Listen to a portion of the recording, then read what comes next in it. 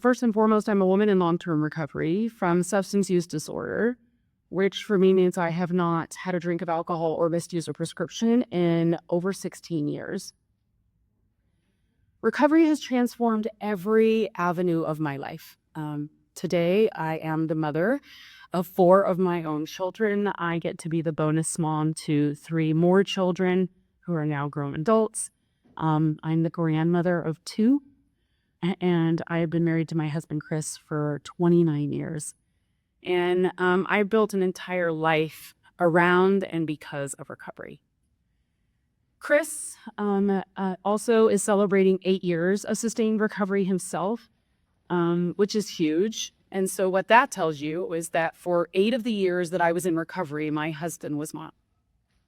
And the only reason I was able to sustain my recovery during that time was because of a group of recovering women in my life that stayed plugged into me. I took advantage of his sometimes ignorance to get myself an education. I went to school at 2 years in recovery to become an addiction counselor. And although I loved counseling, I didn't love counseling, right? I didn't want to tell people what to do. It felt very awkward to me. But I knew at some point in my life I would have to make a decision. And education was the only way that I was going to be able to get out.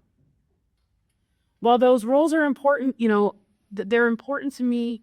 I've also want to tell people what's possible, right? And so when I share my story and tell people what I get to do in the state of Colorado, I don't share that to impress people. I share it to impress upon people what is possible when mamas get to recover. We get to change the whole world.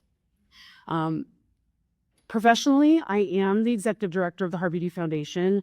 And as you learned yesterday, I also am appointed by the Attorney General, Phil Weiser, in Colorado, and serving my 2nd term as a council person on the State Opioid Abatement Council, where I, as a woman and a woman of color with a previous opioid use disorder, get to make decisions and evaluate the $900 million that will come into the state of Colorado.